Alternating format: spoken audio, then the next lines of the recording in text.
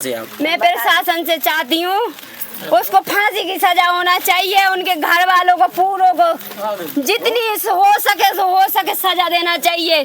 जैसे मेरी माँ तो तुम नहीं लौटा सकते ना वो लौटा सकती मेरी माँ, कोई नहीं लौटा मेरी जीवन की दाता जो मेरी माँ है उसको आज नहीं है, मैं किसके भरोसे रहूंगी। मेरी भाभियाँ मुझे ये देख सकते हैं, एक कलयुगी दामाद ने अपनी सास को ही अपने ही हाथों से मौत के घाट उतार दिया है, जहाँ परिजनों का रो रो के उनकी पत्नी का यह हाल है। नमस्कार दोस्तों, आप देख रहे हैं द टेक्निकल बॉय 99। मैं हूं आपका दोस्त कुमार अनिल, कैमरा पर्सन रोहित के साथ। इस समय मौजूद हूं उत्तर प्रदेश के महोबा कस्बे में मौजूद हूं। यहाँ पे एक सनसनी केस सामने इस समय निकल के आ रहा है, जहाँ एक कलयुगी दामाद ने अपनी ही सास को चाकू से हत्या कर दी। अब जानने की कोशिश करते मामला पूरा क्या है। देख सकते हैं पुलिस विभाग भी आ चुका है और ये देख सकते हैं मौजूद हूँ। आज कानून मेरा साथ देता है, मेरी माँ को क्या आराम से बेटा, आराम से बेटा। अच्छा, आप बेटी हैं उनकी माँ? हाँ जी। क्या मामला पूरा बताएं, क्या है? मैं इधर से 2 साल में रह रही हूँ, इधर पे 2 साल से रह रही हूँ। मेरा हस्बैंड है जो जुआ दारू करता था, जो मेरे लाख करोड़ पैसे थे मेरे बैंक में वो भी निकाल लिया धोखाधड़ी से। सर मेरी माँ मुझे लेके आ गए, मेरे भाई मुझे ससुराल में छोड़ के चला गया बेहाल। ये नहीं आया, 1 साल तक मेरा खबर नहीं लिया। हमने कॉल किया अपने सास ससुर को, सबको बुलाया, हमने पंचायत लगवाई, अपने घर का मैटर घर तरह से निपट जाएगा। मैंने अपने मामा मम्मी पापा भाई सबको भेजा उधर के मम्मी 3 बार गए हमारे ससुराल।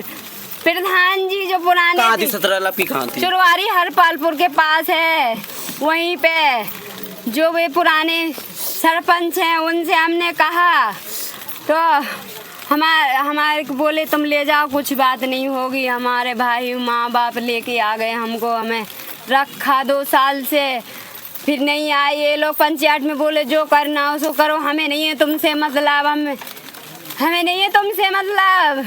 इनके सास ससुर मेरे बोले, सास ससुर बोले?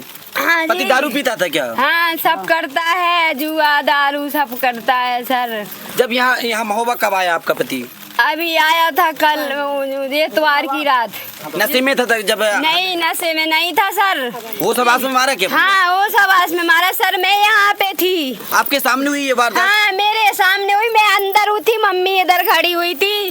चक्कू घोंसा ऐसे 2 बार ऐसे घोंसा सर, और मम्मी मेरी चीखी बचा लो बचा लो। मम्मी को ही क्यों टारगेट किया? मम्मी को ही क्यों मुझे टारगेट? करना था ना, तो मैं तो अंदर घुस गई तो उसी तो मारना आपको था, लेकिन हाँ, आ गई आप। मेरा 3 बार सर फोड़ दिया, हाथ तोड़ दिया।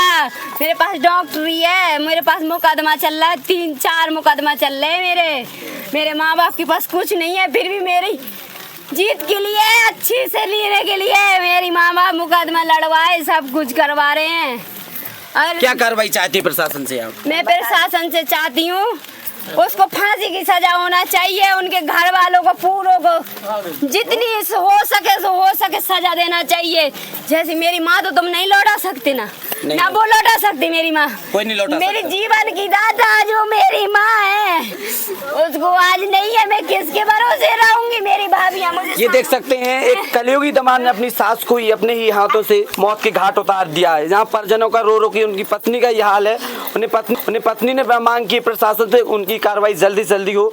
आप ये देख सकते हैं, आप गाँव वाले भैया जी? क्या भैया थोड़ा सा बता, क्या मामला पूरा कैसे?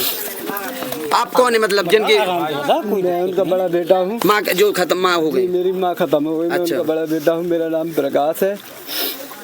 वो क्या है कि दीदी के साथ रहती थी, हम लोग शादीशुदा अपने अपने न्यारे रहते थे। अच्छा। तो हम लोग अपने घर के अंदर घुसे थे, वो अपने एक दूसरा मकान बगल में, तो हम लोग अपने कमरे में दोनों भाई थे, पापा थे वहीं पे। और ये कजली मेला देख के अंदर आई, अंदर को घुसी तो उससे पीछे से वार कर दिया चाकू से घोंस के। जब तक मम्मी चिल्लाई, जब तक हम लोग दौड़े तब तक वो मार के भाग गया।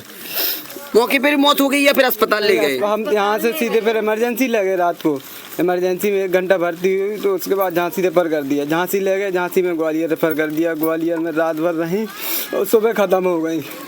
क्या प्रशासन से क्या मांग चाहते हैं? प्रशासन से ये मांगे कि इसमें जल्द जल्द कार्रवाई हो। हम जब तक दाह संस्कार नहीं करेंगे जब तक हमें इंसाफ नहीं मिल जाएगा, चाहे एक दिन हो जाए चाहे 2 दिन जब तक आरोपी पकड़ा नहीं जी जाए। हम लोग बहुत परेशान है सर, बहुत परेशान है। इसकी काफी बार हमने शिकायत की। क्यों ये इतनी बड़ी घटना हुई तो क्या इसके पीछे का राज क्या है? पहले से क्या कुछ ऐसी याद राज नहीं है, बस वो तो कहता था कि जो उसके साथ लगेगा मैं उसको मार दूंगा, जो मेरी सिस्टर के साथ लगेगा मैं उसको मार दूंगा।